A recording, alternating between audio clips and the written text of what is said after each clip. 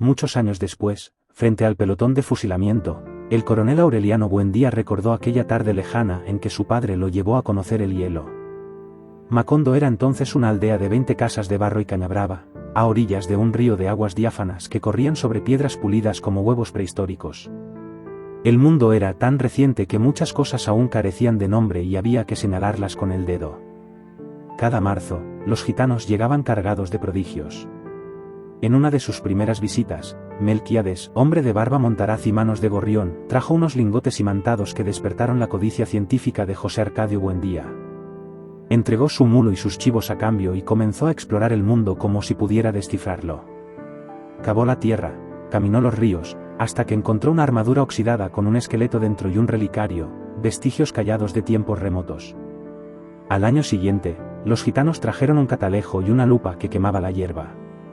José Arcadio, convencido de su poder bélico, las compró con las monedas de Úrsula. Se quemó en el intento, enfermó, y durante la fiebre escribió un tratado que envió con un mensajero que nunca regresó. Tiempo después, Melquíades volvió, envejecido por enfermedades lejanas, y le dejó instrumentos náuticos y tratados científicos. José Arcadio se encerró meses a estudiarlos y llegó a una conclusión impensable para su época: la Tierra era redonda. Úrsula, cansada de delirios, le rompió el astrolabio, y los vecinos comenzaron a decir que se había vuelto loco. Pero su entusiasmo no decayó. Melquíades reapareció con una dentadura nueva y le regaló un laboratorio de alquimia. José Arcadio fundió los últimos doblones en experimentos fallidos, hasta dejar un chicharrón pegado al caldero. Fue entonces cuando decidió romper el encierro de Macondo. Organizó una expedición para buscar la ruta al mundo. Cruzó la selva, halló un galeón encallado entre la maleza, y finalmente, el mar, gris, inmenso, estéril. Regresó convencido de que Macondo estaba cercado por agua. Propuso mudarse, pero Úrsula se opuso con firmeza: aquí nos quedamos porque aquí tuvimos un hijo. José Arcadio, el primogénito, ya había nacido antes del éxodo fundacional, y fue en Macondo donde vino al mundo Aureliano, silencioso y clarividente, el primero nacido en la aldea, que a los 3 años predijo la caída de una olla. Melquíades murió, según los gitanos, en Singapur, pero su leyenda quedó flotando en el aire. En una nueva visita, trajeron un bloque transparente lleno de agujas heladas, el hielo. José Arcadio Buendía pagó por tocarlo y exclamó, con los ojos brillantes: este es el gran invento de nuestro tiempo. Los orígenes de la familia se hunden en un trauma remoto. Durante el ataque del pirata Francis Drake a Riohacha, la bisabuela de Úrsula se sentó sobre un fogón, presa del terror, quedando lisiada para siempre. Su descendencia se internó en las tierras del interior. Generaciones más tarde, Úrsula y José Arcadio Buendía, primos entre sí, decidieron casarse pese a las advertencias sobre la maldición de los hijos con cola de cerdo. Úrsula, temerosa, evitó consumar el matrimonio con un cinturón de castidad. Los rumores sobre la impotencia de José Arcadio crecieron hasta que, en una pelea de gallos, Prudencio Aguilar lo desafió con esa burla. José Arcadio lo mató con una lanza, y desde entonces el fantasma de Prudencio, con la herida abierta y los ojos tristes, apareció pidiendo agua para lavar su sangre. Culpable y acosado por visiones, José Arcadio Buendía condujo a su esposa y algunos amigos lejos del pueblo, en busca de un lugar sin muertos. Así fundaron Macondo, donde nació Amaranta entre lluvias y fiebres, en medio del barro. Pero el pasado persistía: objetos que se movían solos, agua que hervía sin fuego, y Prudencio Aguilar seguía rondando el patio. Mientras José Arcadio Buendía se consumía en sus alquimias, su hijo mayor, José Arcadio, inició una relación secreta con Pilar Ternera, mujer sensual y enigmática que leía el porvenir en las barajas. Al quedar embarazada, él huyó con una gitana. Úrsula lo buscó por las aldeas vecinas y en su travesía descubrió caminos de comercio, pueblos organizados y rutas abiertas. El supuesto aislamiento de Macondo se quebró con ese hallazgo. Tiempo después, Pilar Ternera dio a luz a Arcadio, y José Arcadio Buendía ordenó llevarlo a casa. Úrsula lo aceptó con la condición de que jamás se le revelara su origen. Arcadio creció junto a Amaranta y Rebeca, una niña adoptada que apareció con un talego de huesos bajo el cuidado de Visitación, una indígena guajira que había huido de una peste del insomnio. Los niños aprendieron primero la lengua guajira que el castellano, comían tierra y huevos de araña, mientras Úrsula mantenía la casa con su negocio de animalitos de caramelo. Macondo, al principio una aldea remota, comenzó a florecer gracias a su ubicación y a la fertilidad de sus tierras. Con la llegada de comerciantes, entre ellos árabes que intercambiaban baratijas por guacamayas, José Arcadio Buendía abandonó sus experimentos alquímicos y se dedicó a organizar el pueblo, trazó calles, distribuyó tierras y reguló los relojes musicales. Los gitanos fueron expulsados por considerarlos corruptores, salvo Melquíades, cuya tribu desapareció tras sobrepasar los límites del conocimiento humano. Una epidemia de insomnio, traída por Rebeca, se propagó por Macondo. La gente primero perdió el sueño, luego la memoria. José Arcadio intentó preservar el conocimiento mediante etiquetas, pero incluso los recuerdos personales se disolvieron. La situación cambió con el regreso de Melquíades, que trajo una poción para recuperar la memoria. Instaló un laboratorio de daguerrotipia que fascinó a todos, aunque José Arcadio temía que las fotos robaran el alma. El laboratorio se volvió un espacio de estudio y misterio, mientras Melquíades dejaba escritos en sánscrito y acompañaba la transición espiritual del pueblo. Aureliano creció como un joven introvertido y habilidoso orfebre, marcado por una experiencia fallida con una prostituta conocida como la mujer que se acostaba por comida. Incapaz de consumar el acto, quedó desorientado, avergonzado y triste. Este fracaso íntimo lo aisló aún más, llevándolo a un mundo de silencio, meticulosidad y reclusión emocional. Pilar Ternera, adivina y alcahueta, permaneció cercana a los Buendía, involucrándose en los destinos amorosos de la familia. Rebeca y Amaranta destacaban por su belleza, mientras Úrsula ampliaba la casa para los futuros descendientes. La llegada del corregidor Apolinar Moscote alteró la paz. Tras un conflicto inicial, se permitió su permanencia en Macondo. Aureliano quedó obsesionado con Remedios, su hija menor, cuya inocencia lo deslumbraba. La casa de los Buendía fue inaugurada con un gran baile. Pietro Crespi, un italiano refinado que llegó para armar una pianola, encantó a Rebeca, mientras Amaranta ocultaba sus propios sentimientos hacia él. José Arcadio Buendía, obsesionado con el mecanismo, descompuso la pianola. Melquíades la reparó, pero poco después murió, dejando pistas crípticas sobre conocimiento prohibido. José Arcadio Buendía intentó revivirlo, pero finalmente lo enterró. El laboratorio se volvió un santuario donde los límites entre ciencia, magia y delirio se desdibujaron. El amor y los celos dividieron a la familia. Rebeca se obsesionó con Pietro Crespi, Amaranta juró impedir su boda. Aureliano se enamoró de la inocente Remedios Moscote. Úrsula envió a Amaranta de viaje, pero ésta amenazó con matar a Rebeca si intentaba casarse. Pilar Ternera le auguró a Rebeca que solo sería feliz cuando enterrara los restos de sus padres, lo que se cumplió al ser hallados emparedados. José Arcadio Buendía, delirante, habló con fantasmas y terminó atado a un castaño. Aureliano se casó con Remedios, quien sorprendió con su madurez y ternura. Crió con amor a Aureliano José, hijo ilegítimo de su esposo, y cuidó al patriarca atado al árbol. Su repentina muerte por una hemorragia sumió a la familia en luto. Rebeca, frustrada por la boda cancelada con Crespi, se entregó a José Arcadio, ahora un hombre tatuado y rudo. Vivieron juntos escandalosamente cerca del cementerio, desafiando normas sociales y religiosas. El padre Nicanor intentó imponer la religión con trucos, pero José Arcadio Buendía lo ridiculizó desde su locura. Aureliano, tras presenciar fraudes electorales y la imposición conservadora, se convirtió en el coronel Aureliano Buendía, iniciando una larga guerra civil. Su sobrino Arcadio tomó el poder en Macondo con mano dura y fue fusilado cuando los conservadores recuperaron el control. Su muerte fue serena y valiente, en contraste con la brutalidad del conflicto. El coronel Aureliano fue capturado y enviado a Macondo para ser fusilado, pero su hermano José Arcadio lo rescató a último momento. Esto reavivó el conflicto, aunque Aureliano empezó a dudar de la causa liberal, que ya no distinguía entre ideales y crímenes. La muerte de José Arcadio Buendía, envuelto en una lluvia de flores amarillas, marcó el fin de una era. Gerineldo Márquez, gobernando Macondo, revivió su amor no correspondido por Amaranta, quien se negó a todo afecto como castigo autoimpuesto.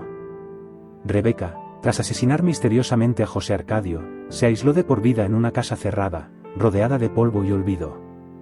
Aureliano estableció su cuartel en Riohacha, ya desilusionado de la guerra que había consumido su juventud.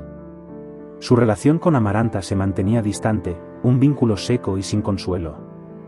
Mientras tanto, Amaranta sostenía con su sobrino Aureliano José una relación turbulenta y prohibida, nacida de una pasión incestuosa que fue creciendo con los años. El joven, herido por el rechazo, se alistó en el ejército, pero volvió a Macondo con la firme intención de casarse con su tía, un deseo que ella detuvo con frialdad definitiva, sellando para ambos un destino de deseo oculto y frustración. De nuevo al mando en Macondo, Aureliano Buendía ordenó la ejecución del alcalde conservador José Raquel Moncada, desoyendo las súplicas de Úrsula. La guerra, que había comenzado con ideales, se tornaba ahora cruel y sin sentido. Aureliano se fue oscureciendo, aislándose en su melancolía, escribiendo poemas sin destinatario mientras el pueblo caía bajo el peso de una historia repetida y sin esperanza.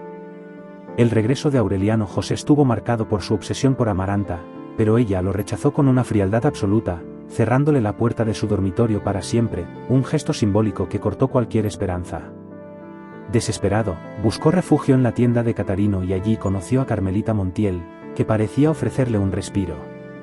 Pero el destino ya estaba escrito. Tras un altercado con el capitán Aquiles Ricardo, Aureliano José fue asesinado de un disparo, y su muerte desató una ola de violencia en el pueblo, con cientos de hombres vengando su muerte.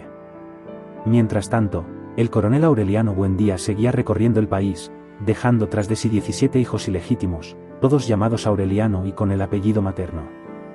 Los enviaba a la casa Buendía para bautizarlos, y Úrsula y Amaranta los acogían con resignación, conscientes de que él nunca asumiría su paternidad. Esa distancia afectiva mostraba su total inmersión en la guerra y la imposibilidad de regresar a una vida normal. Tras casi 20 años de conflictos y 32 levantamientos fallidos, Aureliano firmó un armisticio y volvió a Macondo. Ya no era el joven idealista, sino un hombre desgastado y vacío. Caminaba por la aldea como un extraño, ignorante incluso de su propia historia. Gerineldo Márquez, su aliado más fiel, había visto la futilidad de la guerra y mantenía con Aureliano una comunicación vacía, reflejo de su aislamiento. Gerineldo intentó acercarse a Amaranta con constancia y afecto, pero ella, marcada por heridas antiguas, no pudo entregarse. Rechazó su propuesta de matrimonio con un llanto que revelaba su tragedia interna, dejando a ambos atrapados en la soledad. La firma del armisticio fue para Aureliano un quiebre, comprendió que su guerra carecía ya de sentido, que se había convertido en un combate vacío, sostenido por costumbre y orgullo. Gerineldo lo acusó de traición y fue arrestado por orden de Aureliano, pero Úrsula intervino con firmeza, amenazando con matarlo si se ejecutaba a su amigo, y Aureliano cedió. En un último intento por escapar de su tormento, el coronel intentó suicidarse con un disparo preciso en un círculo de yodo pintado por su médico, pero falló, la bala no tocó órganos vitales y sobrevivió.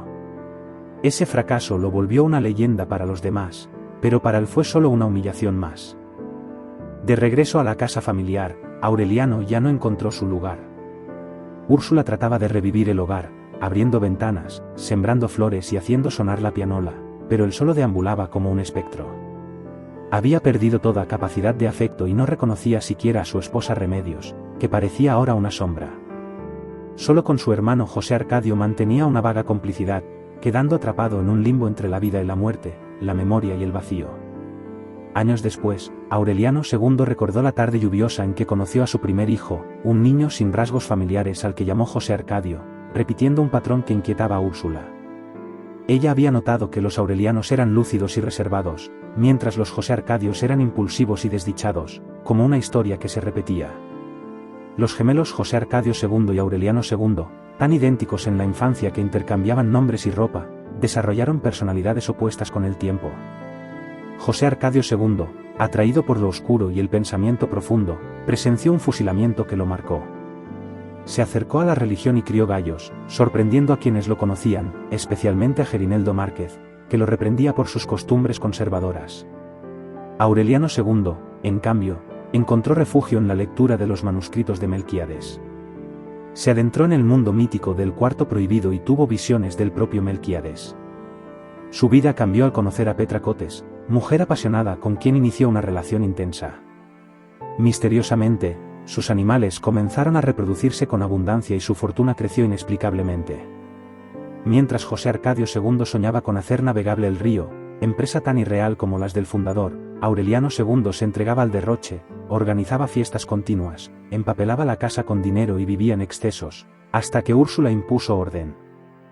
Remedios la Bella surgió como una figura sobrenatural. Su inocencia y belleza hipnótica atraían a hombres que enloquecían por ella. Su elección como reina del carnaval desató una tragedia, un grupo de forasteros desató una masacre al intentar poseer lo inalcanzable.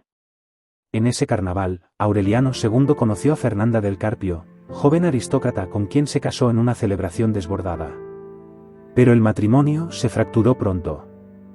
Cuando Aureliano II encargó un retrato de Petra vestida como reina, Fernanda lo abandonó.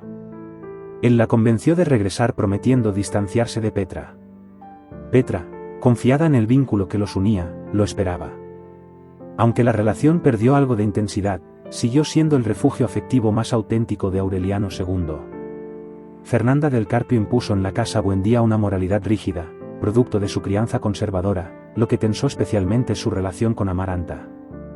La casa cambió, se volvió ordenada pero carente de vida. Aureliano II llevó una doble vida, públicamente, estaba con Fernanda, en la intimidad, mantenía una relación profunda y sin condiciones con Petra Cotes. La llegada del ferrocarril y las nuevas tecnologías transformaron radicalmente Macondo. El asombro inicial ante el cine, los gramófonos y el teléfono dio paso al desencanto. Un extranjero, M.R. Herbert, vio el potencial económico del banano y trajo ingenieros y empresarios, transformando Macondo en un enclave bananero.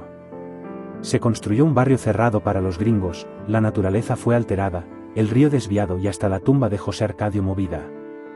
La tragedia llegó cuando los hijos del coronel Aureliano Buendía, marcados con cruces de ceniza, fueron asesinados uno a uno por sicarios desconocidos.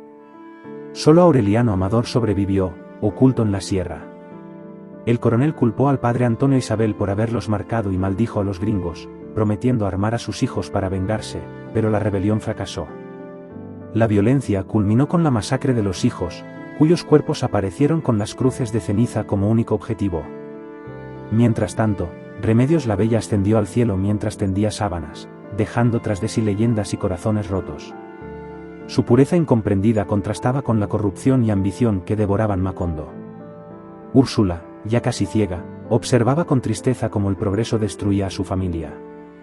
El coronel Aureliano, viejo y amargado, vagaba por la casa como un fantasma, sin hallar consuelo en los recuerdos ni en el oro que buscaba desesperadamente. La llegada de los gringos y la muerte de sus hijos sellaron el destino de los Buendía, un pueblo que alguna vez fue mágico se hundía en la explotación y violencia, mientras sus habitantes solo podían preguntarse qué error habían cometido. En sus últimos años, Úrsula Iguarán, ciega pero lúcida, reflexionaba sobre la transformación de su familia y el acelerado paso del tiempo, notando que los niños crecían rápido y los sentimientos se desvanecían. Recordaba especialmente la partida de José Arcadio al seminario y de Memé al colegio de monjas, dejando la casa más vacía que nunca. Analizaba el destino de sus descendientes con claridad, comprendió que el coronel Aureliano Buendía nunca amó realmente, que sus guerras fueron por orgullo y no ideales. Revalorizó a Amaranta, antes vista como cruel, entendiendo que su dureza era miedo al amor. Lamentó haber sido injusta con Rebeca, a quien ahora admiraba por su coraje y pasión. La casa, dominada por la rigidez de Fernanda, se volvió inhóspita para visitantes. Aureliano II se hundió en el alcohol y los excesos con Petra, apareciendo brevemente cuando Memé estaba de vacaciones para mantener las apariencias. En un episodio caótico, Memé llevó a 68 compañeras del colegio, llenando la casa de un bullicio que contrastaba con la usual quietud. José Arcadio II reapareció, distante y obsesionado con un fusilamiento infantil que presenció. Pasaba horas con el coronel Aureliano, que encerrado en su taller fabricaba pescaditos de oro sin venderlos. Un día, el coronel revivió por un instante el recuerdo del hielo que vio de niño, pero pronto volvió a su aislamiento. Las últimas vacaciones de Memé coincidieron con el luto por la muerte del coronel Aureliano Buendía, sumiendo la casa en un ambiente fúnebre. Fernanda impuso un rigor excesivo en el duelo, influida por la solemnidad oficial.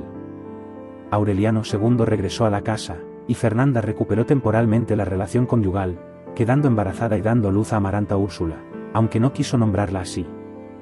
Memé terminó sus estudios de clavicordio, no por pasión sino para evitar conflictos con Fernanda. Tras la muerte de Amaranta, pudo abandonar el instrumento sin oposición. Amaranta murió serenamente tras tejer su mortaja, anunciada por la muerte personificada como una mujer vestida de azul. Murió virgen y su funeral fue sencillo pero respetado. Se convirtió en mensajera entre vivos y muertos, llevando cartas a los difuntos. Memé inició una relación secreta con Mauricio Babilonia, mecánico de la compañía bananera, marcada por la pasión y clandestinidad. Fernanda los descubrió en el cine y encerró a Memé, pero Mauricio continuó visitándola por el techo. Fernanda, al notar las mariposas amarillas que lo acompañaban, colocó guardias en el patio. Mauricio fue herido de un disparo que lo dejó paralítico y estigmatizado como ladrón. Memé cayó en mutismo profundo y Fernanda la envió a un convento para vivir en silencio. La decadencia definitiva de Macondo empezó con la llegada del hijo secreto de Memé y Mauricio, llamado Aureliano. Fernanda, horrorizada, lo ocultó en el taller del coronel, mintiendo sobre su origen. Solo Santa Sofía de la Piedad y Aureliano II conocían la verdad. El niño creció aislado hasta que escapó y fue descubierto por la familia. La tensión social alcanzó su punto crítico con la huelga liderada por José Arcadio II. Los trabajadores denunciaban condiciones inhumanas, pero la compañía y el gobierno negaron la masacre que ocurrió en la estación del tren. José Arcadio II sobrevivió, pero fue testigo de cómo se borró todo rastro del crimen, y se refugió en el cuarto de Melquíades leyendo sus pergaminos incomprensibles. La lluvia torrencial que empezó el día de la masacre no cesó, inundando Macondo y sumiendo a sus habitantes en la desesperanza. La familia quedó fragmentada, Fernanda obsesionada con las apariencias, Aureliano II resignado, José Arcadio II, un fantasma que insistía en la verdad de la masacre sin ser creído. La lluvia eterna simbolizaba el fin de una era y la decadencia irreversible de los Buendía y Macondo. El diluvio destruyó techos, plantas y convirtió las calles en pantanos. Aureliano II, atrapado en casa de Fernanda, perdió su energía festiva y se dedicó a reparar desperfectos. La humedad corroía todo, incluso la salud y la mente de Úrsula, que confundía al niño Aureliano con su esposo fallecido. Fernanda mantuvo su rigidez, pero estalló en reproches contra Aureliano II, a quien acusaba de holgazanería. En un ataque de ira, él destruyó vajilla y objetos de valor, y luego, obsesionado, cavó buscando el tesoro enterrado que Úrsula mencionaba, arruinando aún más la casa. Mientras tanto, Petracotes, abandonada por Aureliano II, sobrevivió a la ruina de sus tierras y animales con una determinación feroz. Cuando él regresó, la encontró demacrada pero organizando una rifa con su última mula, a la que había alimentado con telas preciosas. El fin del diluvio y la ruina de Macondo. Tras casi 5 años, la lluvia cesó. Macondo quedó en ruinas, casas abandonadas, calles cubiertas de maleza y los vestigios de la compañía bananera reducidos a escombros. Los pocos habitantes que quedaban, los más antiguos, como los árabes de la calle de los turcos, se adaptaron con estoicismo. Aureliano II, al recorrer el pueblo, confirmó que la fiebre del banano había terminado, dejando solo miseria y desolación. Tras el diluvio que azotó Macondo, Úrsula Iguarán, ya centenaria y completamente ciega, lucha por mantener la casa de los Buendía en pie, aunque el deterioro es imparable. A pesar de su fragilidad, se empeña en limpiar, reparar y expulsar a las hormigas coloradas que corroen los cimientos. En un último acto de lucidez, descubre que durante años fue tratada como un juguete por los niños, quienes la pintarrajeaban y le colgaban objetos ridículos. Decide entonces levantarse de la cama y retomar el control de la casa, aunque ya no puede ver la ruina que la rodea, los muebles destruidos, las paredes agrietadas y el espíritu de resignación que consume a la familia. Mientras tanto, José Arcadio II, tras sobrevivir a la masacre de los trabajadores bananeros, se encierra en el cuarto de Melquíades, obsesionado con descifrar los pergaminos. Aureliano, hijo de Memé, el último de la estirpe, se acerca a él y aprende sobre la tragedia olvidada de Macondo, contraviniendo la versión oficial que niega la matanza. Aureliano II, enfermo y arruinado, intenta mantener a su familia con rifas de animales, ayudado por su amante, Petracotes. Aunque su amor por ella renace en la pobreza, su salud se deteriora irremediablemente. Fernanda, su esposa, vive en sus rituales religiosos y en la ilusión de que su hijo José Arcadio, en Roma, algún día regresará como papa. Úrsula muere en un Jueves Santo, y su funeral pasa casi desapercibido. Poco después, José Arcadio II y Aureliano II fallecen el mismo día, y son enterrados en tumbas cambiadas por error. Amaranta Úrsula, la hija menor, es enviada a estudiar a Bruselas, dejando atrás un Macondo en ruinas, donde solo queda el pequeño Aureliano, destinado a descifrar el misterio final de los pergaminos. Aureliano, el último de los Buendía, vive recluido en el cuarto de Melquíades, obsesionado con descifrar los pergaminos escritos en sánscrito. Santa Sofía de la Piedad, su bisabuela, lo cuida en silencio, pero finalmente abandona la casa, derrotada por la ruina y las hormigas coloradas que consumen todo. Fernanda muere, conservada mercurialmente por Aureliano, y su hijo José Arcadio regresa de Roma, arrogante y decadente, solo para encontrarse con la miseria familiar. Tras descubrir el tesoro escondido por Úrsula, 7,214 doblones de oro, derrocha el dinero en lujos efímeros y fiestas con niños del pueblo, pero termina asesinado por ellos en su propia alberca. Mientras tanto, Aureliano, indiferente al mundo exterior, avanza en la traducción de los pergaminos con libros obtenidos del sabio catalán.